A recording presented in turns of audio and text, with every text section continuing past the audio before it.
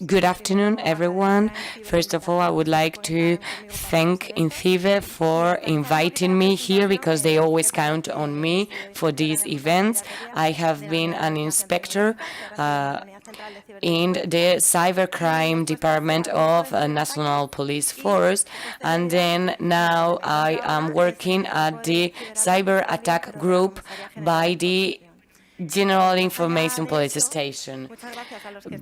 But beside that, thank you very much for you who are here at 8 o'clock after a very long day, and welcome to those who are listening to us on streaming. I wanted to do a game, in order not to make this very boring. So I'm going to ask you to participate.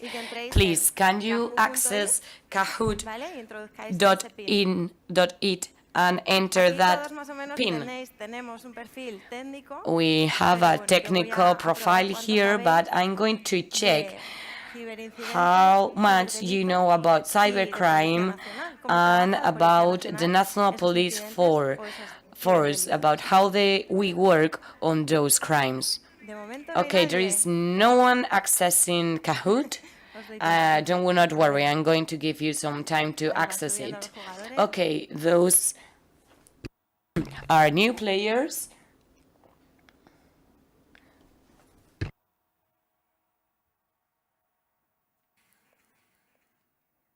A ver qué tal os va.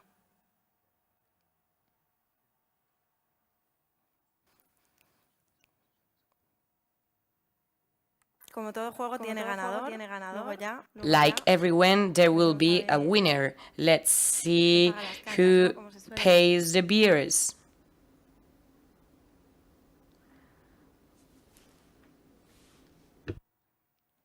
Podéis jugar desde casa.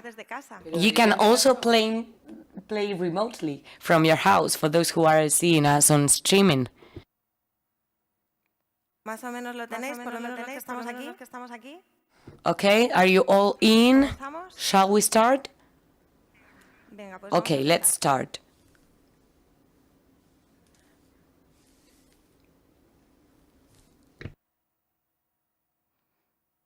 ¿De qué se encarga la Policía Nacional? What is the police in charge of? The contention of a cybercrime, the research of a cybercrime, the research of a cyber incident, or to guarantee cybersecurity. Como veis, 1-0. Se acabó la pregunta. Luego vemos y comentamos las respuestas. We will see. It's the investigation of a cybercrime. That's the correct answer. Pregunta número 2. Question number 2. When a ransomware infects my systems, I restore immediately the information from my backup copies. I collect evidence of what happened, and then I restore information. I pay or I format. I assume the losses. So. Bien. Recabo muestras de lo sucedido y después. Yes, I collect evidence and then I restore information. Question number 3. Is it mandatory to denounce a cyber attack? Only if it is a public crime. It is optional. It is mandatory. It is not mandatory, but it is mandatory to report it. 1. Tiempo. Okay, this one is complicated, but it is important to have everything clear.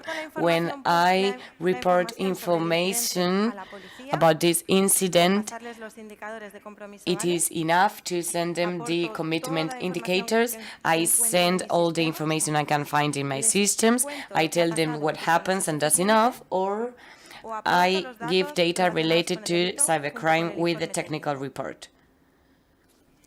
Good. I think you have understood this clearly. Is it a crime for somebody to access the network of my house without any authorization?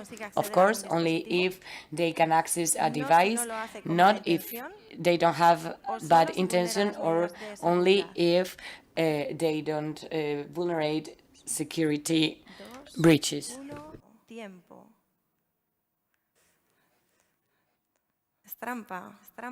It was a trap question. Let's see the answer. It is not the same, an incident or a crime. Denial of service attack, is it a crime? Yes, if I realize it has happened. Yes, if my systems have been significantly affected. If it is distributed, or D, always. 4, 3, 2, 1. No es tan fácil, ¿no? Esto como parece. It is not as easy, right? Some concepts are not correct. If I discover a vulnerability that allows me to access a system, I report it to the police. I do not report it because it is a crime. I tell a friend to report it, or I tell a police friend. 5, 4, 3, 2, 1. Bien. Bueno, esto era más fácil. Pero vamos a ver. This one was easier. Okay, let's see the podium.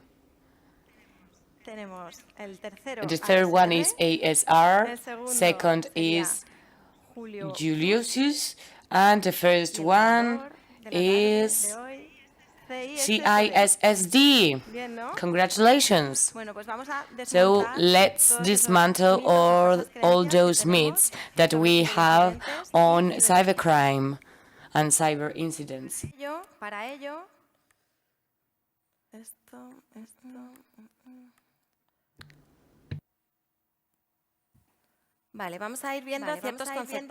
So let's see certain concepts. I'm going to be fast, brief, and precise. Questions will be for later, okay? So simply, let's talk about cyberspace. We all know what cyberspace is, right? I just wanted to say that NATO considers it as a fifth dimension where a battle can occur.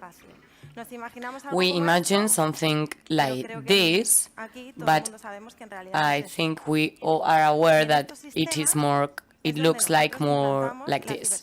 And it's in these systems where we implement cybersecurity. We, human beings, I mean. So we have a cyberspace and we have cybersecurity, which are all the security measures that we implement in our information system or communication networks. So far, so good, right? But there can be some incidents of any kind that affect the integrity of my communication networks or my information systems. When does the police come into play? This is what I want you to understand. They enter in the game when there is a cybercrime. We do not manage cyber incidents and we do not investigate cyber incidents unless they are a crime. So we will see in which cases they are considered a crime and which cases they are not. At that point, we would be facing cybercrime. How is cybercrime classified? In order to understand it in a very easy way, there can be two kinds of crimes. There are some crimes called cyber facilitators, those crimes which have always existed, but thanks to the internet they can be spread and they can reach much more people.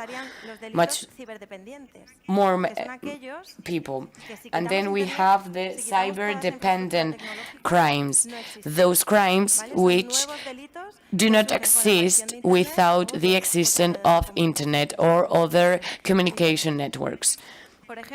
As for cyber facilitator crimes, these have a greater scope and they are more easy to be distributed. like frauds and scams. They have always existed. Traditional crimes that try to fool us, try to trick me into sending a payment in favor of another person. Also crimes against people, all the insults, all the harassment. They have always existed, but through social media and through the internet, it is easier to distribute it and it is more serious. Also, child sexual exploitation, intellectual propriety, and so on. And then we have cyber-dependent crimes. From machine to machine, if we eliminate machines, they wouldn't exist because they never existed before the creation of internet and social media. And what are they called? Cyberattacks. What are they exactly? They are attacks against confidentiality of my information system or networks, communication networks, against the integrity of my documentation, data, systems or networks, and against the availability of my information or of an structure. So what's the ranking of cyber attacks? According to Europol.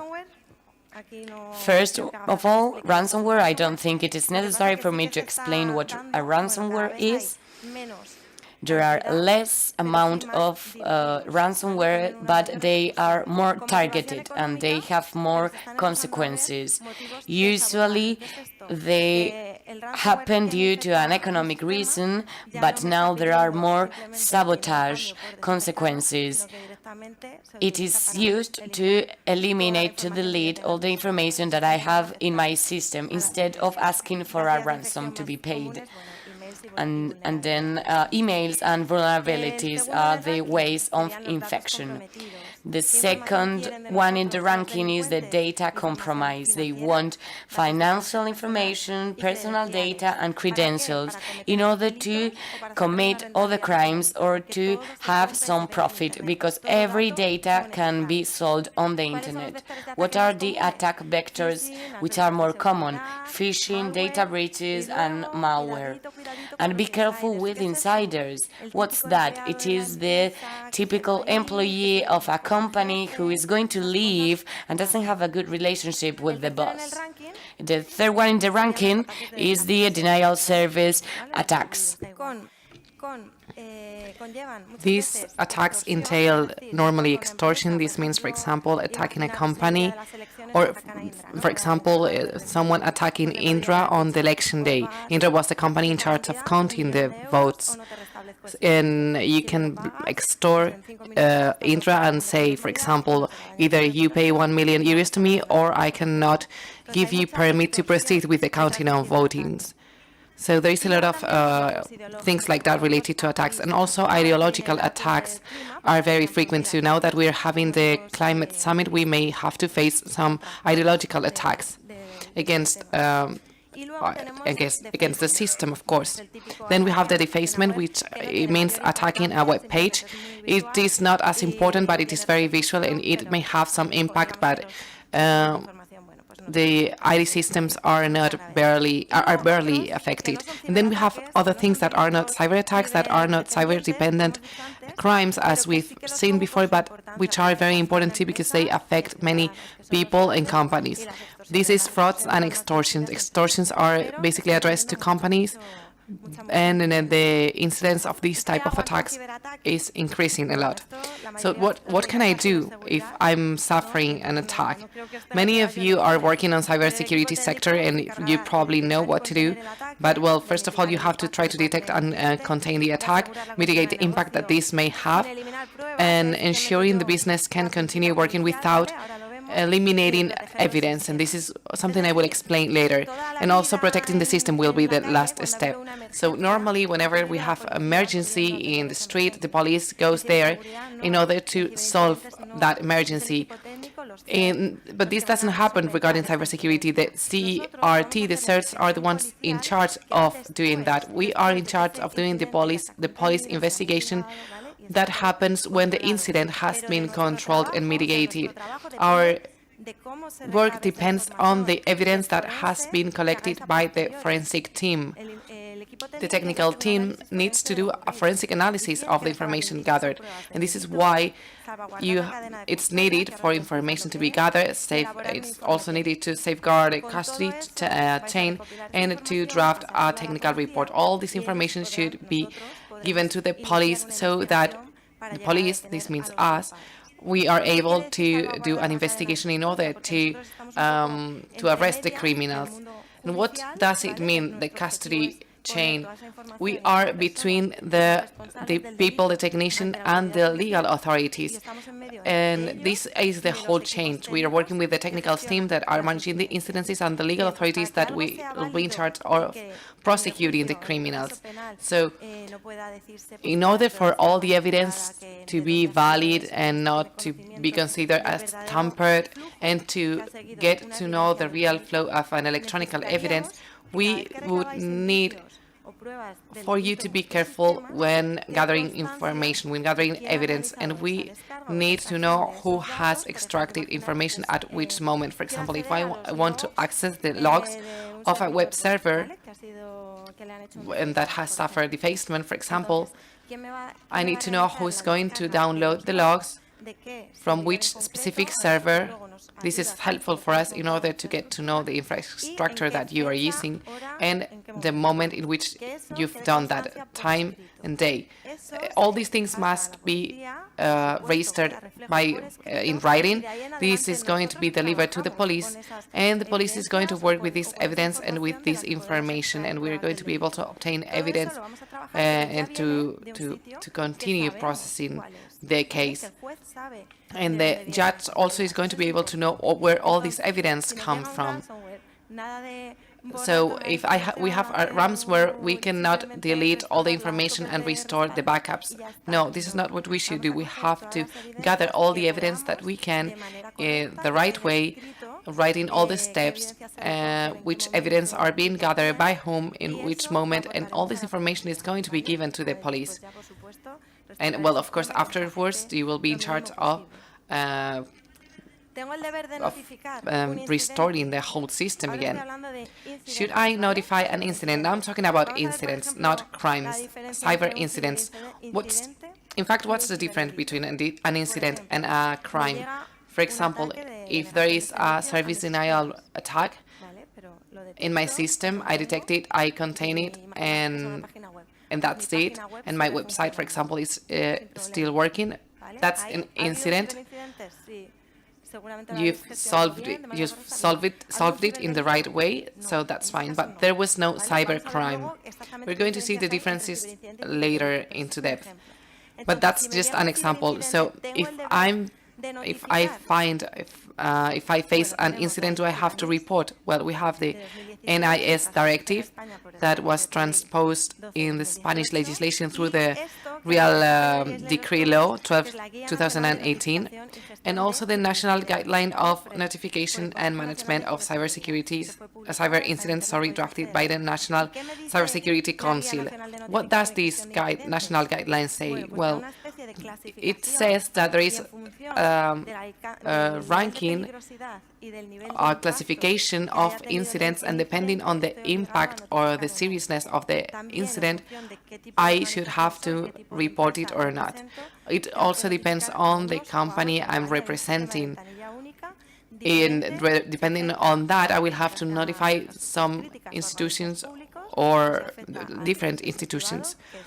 Most of you, I guess you are coming from the private sector, but if the incident is affecting the national defense of the country, you would have to report the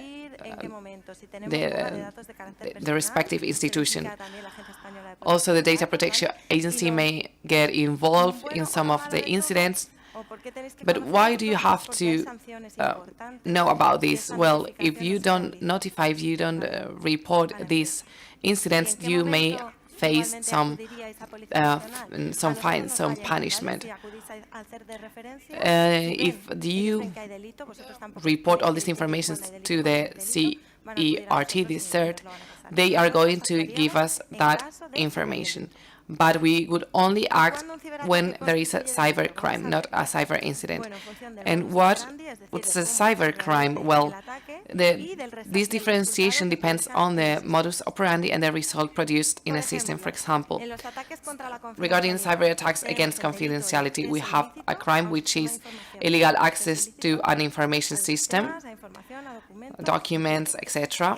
And in order for this to be a crime per se, it should involve accessing personal data, sensitive data, or that the security measures have been violated. For example, if I have a router in my place and my name and password is admin and someone gets in, that's not a crime. Also, regarding integrity, we have crimes related to computing damages. This means deleting information within a system, and it is going to be considered a crime when the result is serious. If someone is accessing my system, it would be a crime, but if someone adds, for example, a dot in a document, it wouldn't be an integrity crime, it would be another type of crime. And also regarding availability, there are availability crimes, and if they are too serious, they would be considered a crime. If my website is being attacked, but there is no problem with it and it keeps on working, then there is no crime. In the end, the judge is going to decide on what's serious or not, but we must take into account that if the system stops working and stops providing services which are important for the company, of course, this is going to be considered a crime and will be treated as such. And of course, this legislation is going to be changing and evolving all the time because all these crimes are very new. And well, we've seen the most common cyber attacks. In the case of ransomware, if the result is serious, this is considered a crime because this paralyzes businesses. Regarding compromised data, if they are violating security measures, they are considered a crime. If they are affecting personal data, they are a crime. As for DDoS attacks, if they are serious, they are considered a crime. Defacement, if they have a serious result, they are going to be considered a crime. Normally, this attack is considered a crime. And fraud and extortion is always going to be considered a crime and a serious crime because these money transfers that sometimes are done, if you notify the police afterwards, we can sometimes stop the transfer. And extortion is a very serious crime, so you have to talk to the police immediately.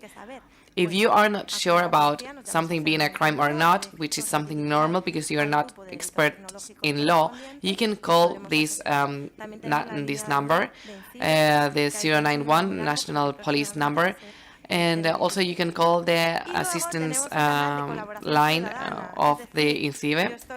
Also, we have some citizenship collaboration network, which is anonymous. If I find a vulnerability, this is what we've seen before. If we find a vulnerability in a system, what do we do? Should we report it or not? Am I a criminal? Am I not? There is an anonymous way of reporting this information, because in this case it's not going to be a crime, but because you found a vulnerability but you don't have any bad intention. But if you don't know what to do, you don't have to tell to a friend or keep it to yourself or anything like that. You enter into the National Police website, policia.es/colabora.php, and here you have a collaboration area in which you can do anonymous communications. If you want to, you can also write down your email address if you want a reply from the police, but well, we are there for you too. And then what happens regarding reporting? If I'm suffering a crime, if I'm the victim of a crime, is it compulsory for me to report? Is it worth it? Well, all citizens are forced to report public crimes. What's a public cybercrime? Well, we've seen two types: illegally accessing our systems and crimes that imply damages to our documentation, our systems, or the availability of a service. Illegal accessing personal data or violating security measures are a semi-private crime. This means that we need the victim to report in order to prosecute that criminal.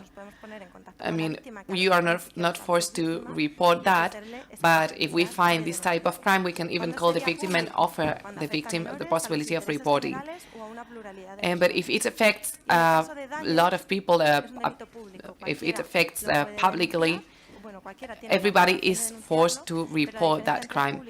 The difference between public and semi-public is that if it's a semi-public crime, we can act, but we need also the victim reporting. But of course, reporting is always useful because this is going to start an investigation, and this is the only way of stopping attacks, because sometimes we are receiving attacks from outside Spain, that's true, but we have mechanisms of cooperation nationally and internationally. Even if you contain an attack and you can keep on working in your business, this is going to happen again because the same people are going to be programming these types of attacks, launching these types of attacks. So wherever they are in the world, we can try to reach them. And this is the only way we have in order to solve the problem. We have to address the cause. And, well, if I want to report, I have to go to the police station, and probably I will have to talk to the technology experts of the police force, and I will give all the information available, the way I've explained before, the logs, the technical report, etc. We will have to safeguard the custody channel, and, well, we can give all this information to the police in a USB, DVD, etc. Then we will move to the police investigation. What's a police investigation? Well, first of all, we check that there is a crime. We make sure that we gather as much evidence as possible. We resort to all type of resources, digital and physical sources of information. This is going to help us find someone that has participated in the crime. This is going to be this is called technical attribution. But besides doing technical investigation, we also do police investigation and asset investigation. We are going to try to prosecute that criminal in every way possible. After all these things, we are going to be able to find the person who's guilty, and we will put this person at the disposition of the legal authority for judgment. And, well, now I'm going to explain some cases of success, because all of you are technicians and you may think, okay, there are many ways of becoming anonymous on the internet. It's not easy to find these criminals, and they can be wherever they want in the world. They may be affecting many victims in Europe, in Spain, and I don't know, in many countries, and the author may be based on Ukraine. Is it possible to reach these criminals? Yes, it is possible. Sometimes it takes years, but we have success cases, and I'm going to share with you some of the success cases of my colleagues. They solved, for example, the case of a virus that was affecting the police. This was the first ransomware that affected an institution at the global level. In 2011-2012, this started to happen, and we were pioneers in this cyber crime case, and we were the second police force in the world in intervening bitcoins after the DEA. So in Spain, we are pioneers, and the investigation was so so successful. I didn't participate it because I wasn't even a policewoman back then. But the investigation was so successful that the criminals were imprisoned for 6 years, and we didn't even have to go to the court. And last year, the biggest cyber theft was arrested in Alicante. I'm sure that you've heard of Carbanac. And, well, they were, Carbanac, the thieves of Carbanac were arrested in Alicante by my colleagues of the cybercrime unit. And this organization managed to tamper the ATMs of banks in order to get money from these ATMs. And, well, as you know, financial entities have very advanced cybersecurity systems because they are very much attacked, but they managed to be within the bank for months, analyzing the ways they operate in, achieving more and more permits until they were able to modify the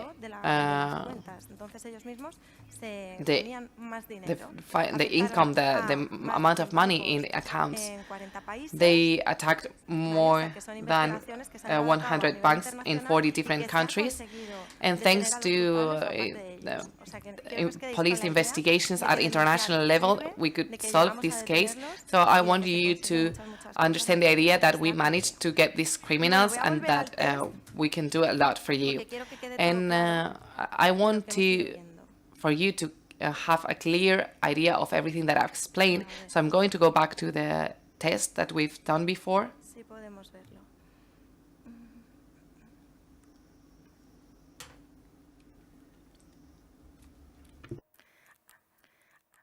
A ver si ahora lo tenemos más claro. ¿De qué se encarga la Policía Nacional? De la contención del incidente. What does the police force do?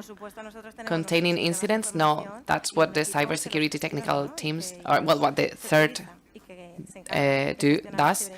We manage cyber crimes, but at the police level, we do not contain any cyber incidents. Do we investigate cyber incidents? Not all of them.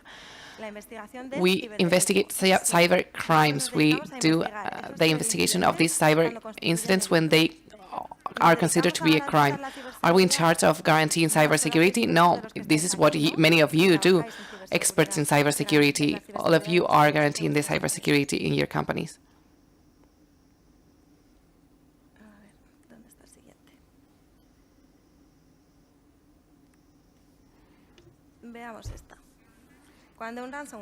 When a ransomware is infecting my system, should I restore the information? This is what you usually do because the boss starts getting nervous and nobody knows how to do. But if you are doing so, you are going to be eliminating many evidence that will help us prosecute the criminals. Should I gather evidence and then restore the systems? Yes, that's the right answer. Should I pay in order to have the system back? No, of course, we never have to do that. It's true that there are small companies that don't know how to manage that, and they have very important information.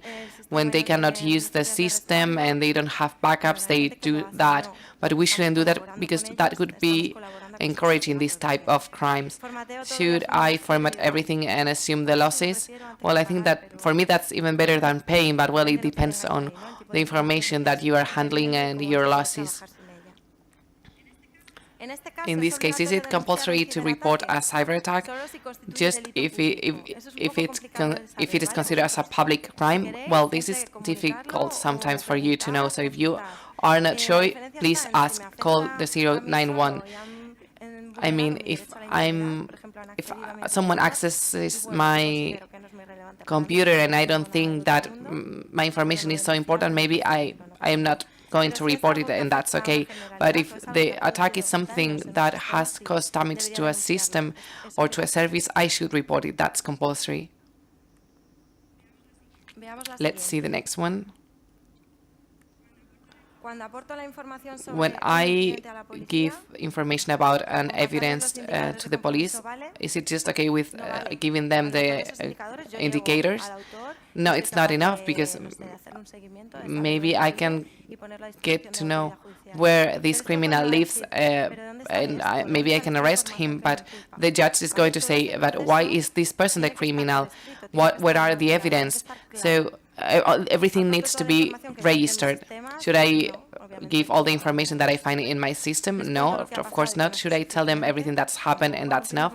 No, of course not. I mean, that's what you can do as a first step if you don't know what to do, and we are going to help you in order to gather all the information needed to report. But the right one is I should bring all the information related to the crime plus a technical report.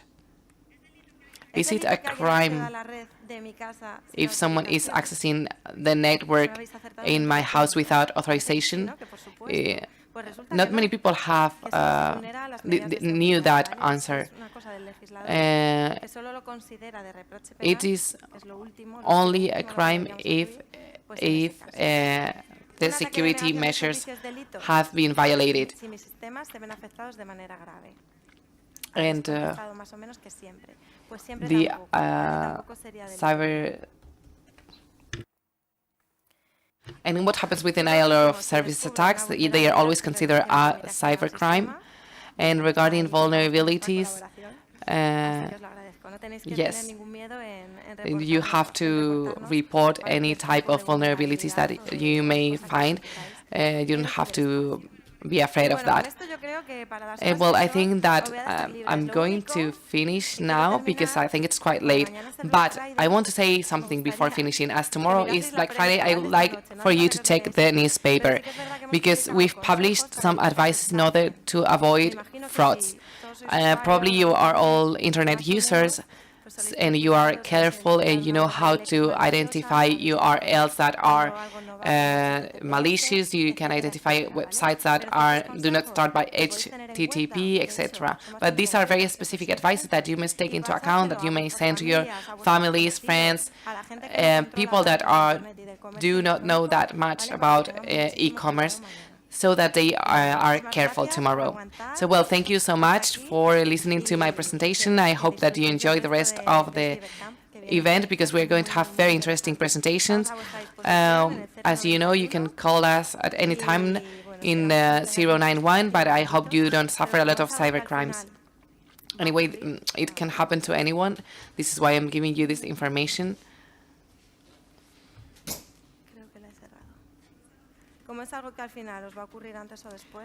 So, of course, we will be there for you in order to help you. Thank you very much.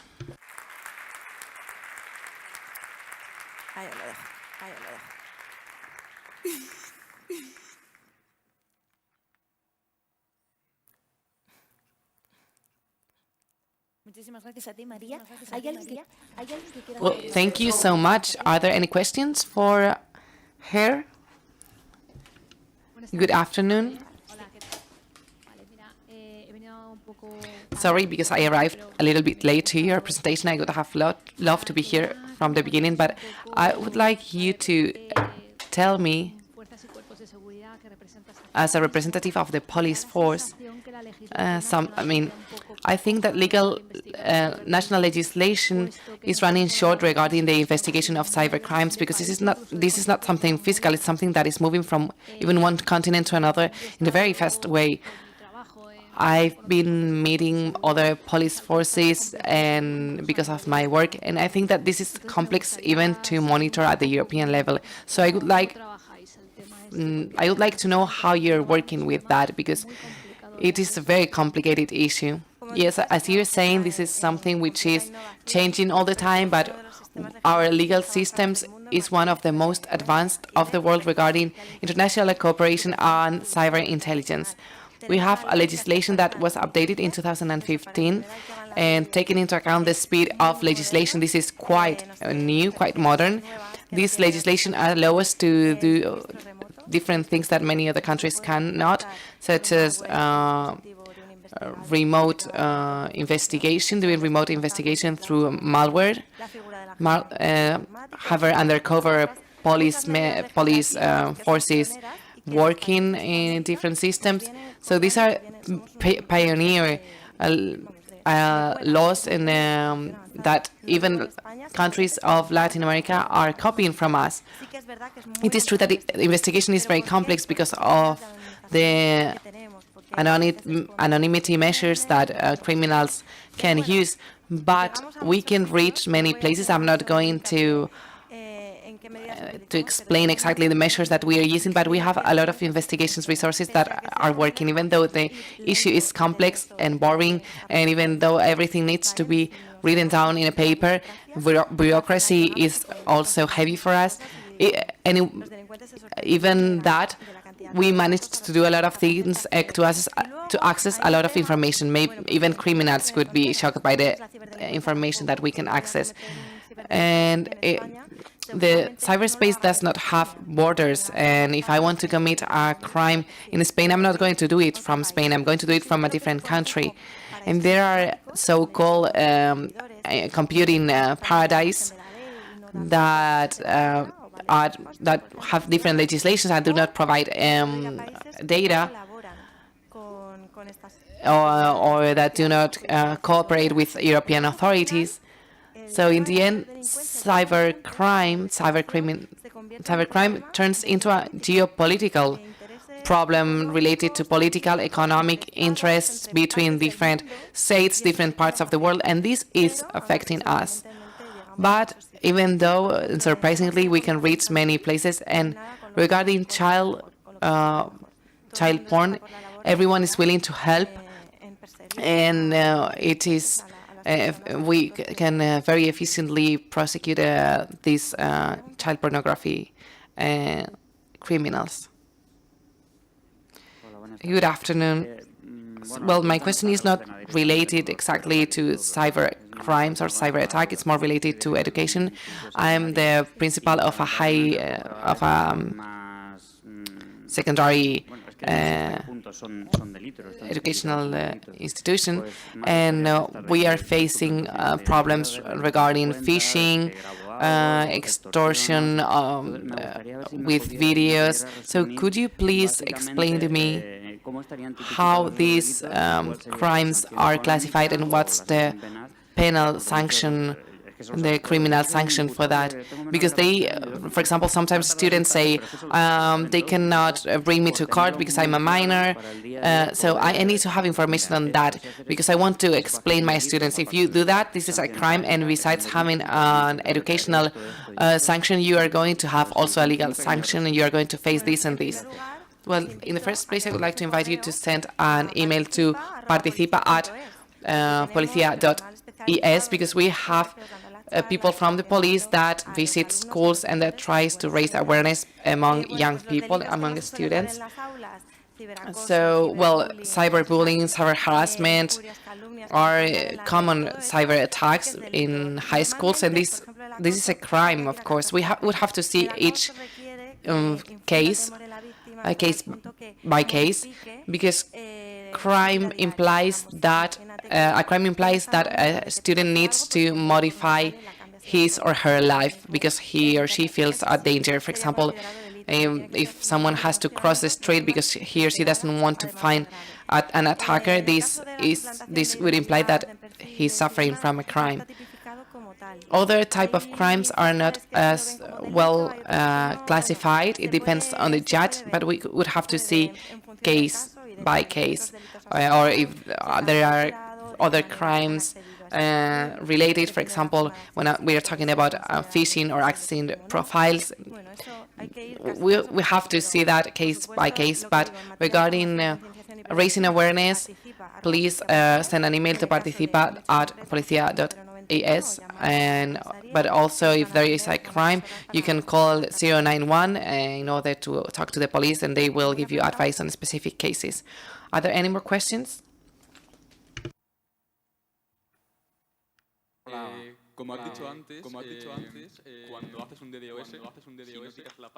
So when you are doing a DDoS, but the website is still working, this is not a crime, right? And if you do a permanent DDoS to the police website, but the website still works, is it a crime? No, it's not a crime. So can we do that, right? Yes, you can do it. It's not a crime, and we have our police force is very well trained in order to mitigate these type of attacks. ¿Te puedo preguntar yo? Perdona. Perdón, ¿dónde estás que no te veo? ¿Dónde estás que no te veo? Por el centro. Vale, vale. Good afternoon. You've mentioned that we have an innovative legislation related to cybersecurity. Is this legislation criminal legislation? What type of legislation are you mentioning?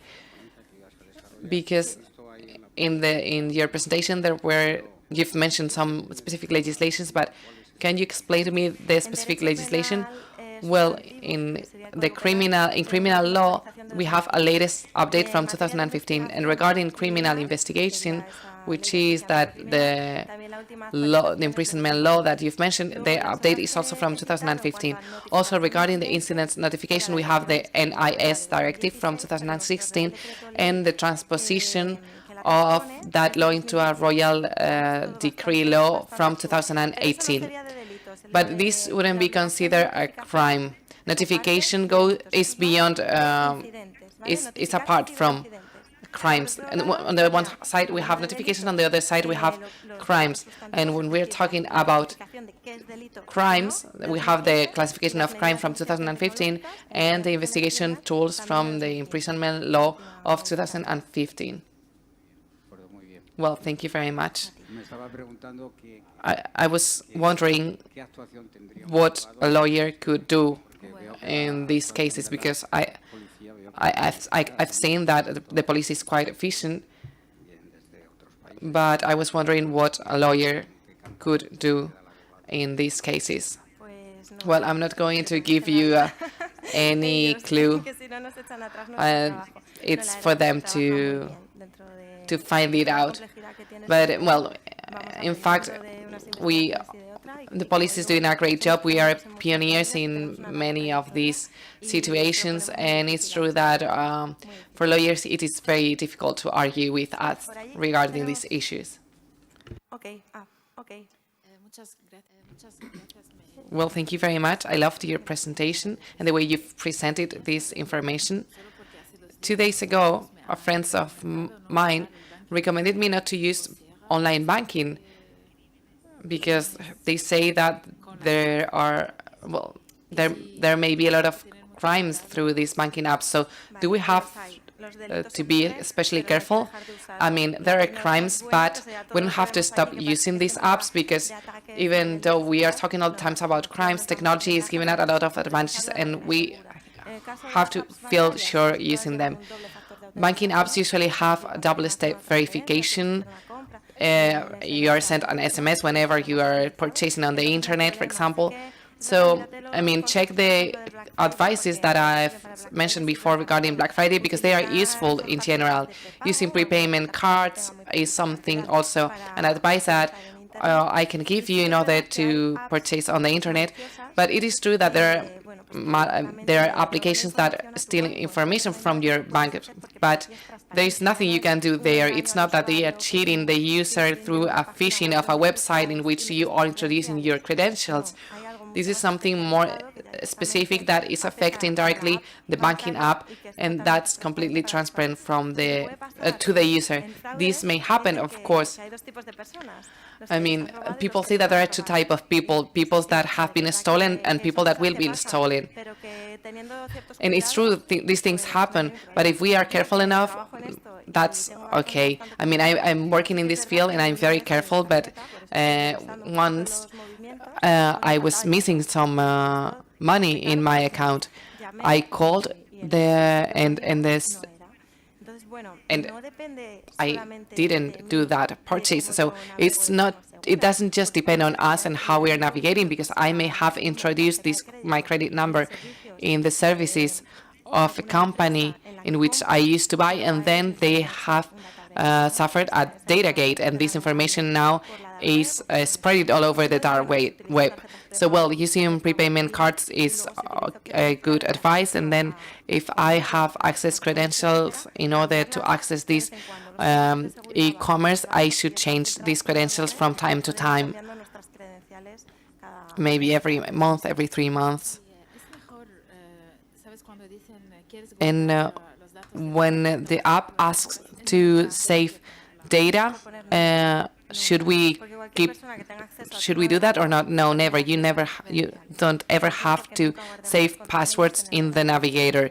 You can use password management systems. If you enter into the INCIBE website, there are many free tools that you can use, and many of them are useful in order to manage these passwords. And so take a look, and because this may be interesting. Well, congratulations for your presentation. I guess there are some SMEs and freelance workers that have also been attacked, but is there a room to collaborate with the police force in order to set up SMEs to act as mediators? I don't think that's necessary, because if a small company has an incident, they're going to recur to INCIBE in order to contain that incident. We are going to be contacted for the police investigation, and anyone can contact us on the phone number 091. There are technology groups all over Spain, so if somebody has a doubt in a very small town, the central services of technology groups are going to receive that question. Even if they ask it from abroad, we are coordinated and we are going to manage all those consultations. So I don't think it is necessary to have an intermediary between small companies or individuals and the police force.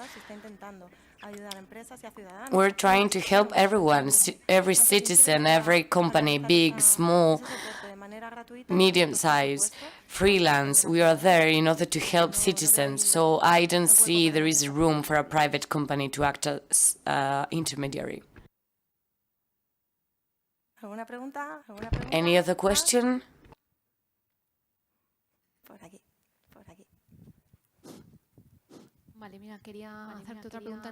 I wanted to ask you about the hatred crimes. You know, inequality, discrimination. There are more of them. The way of reporting these hate crimes through social media is different from bullying, for example, from school harassment.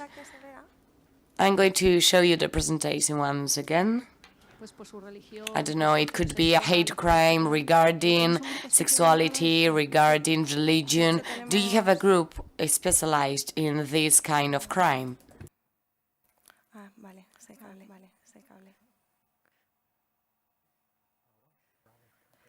Tenemos varios grupos dedicados a esto en función de la temática y también gente que participa en Secretaría de Estado. We have groups which are specialized in these hate crimes because it is gaining more relevance, and there are more and more, and on social media people think that they can say whatever they want without any consequences. If you are a victim, it would be better to denounce. However, if you are a user of a social network and you see something that could be considered as a crime, here, in an anonymous way, you can report it. So you access the website of the police force, and then you have citizens' participation here on the right part, on the corner, and then in that tab you have to access citizen collaboration. Then here you have technology crimes, but there are also hate crimes. So this is going to be sent to the group which is specialized. Otherwise, we are coordinated in order to send those claims to the specialized group. And what happens with local police forces? Well, it depends on the police where you claim. I don't know if it's the regional police of Catalonia or from the Basque country or the local police of Madrid. It depends. If they can handle it, they will do it. However, on many occasions, the judicial system is the one who is going to manage it. Yeah, and there is also a department of cybercrime and cyber hate crimes, and we work hand in hand. Thank you. Any other question?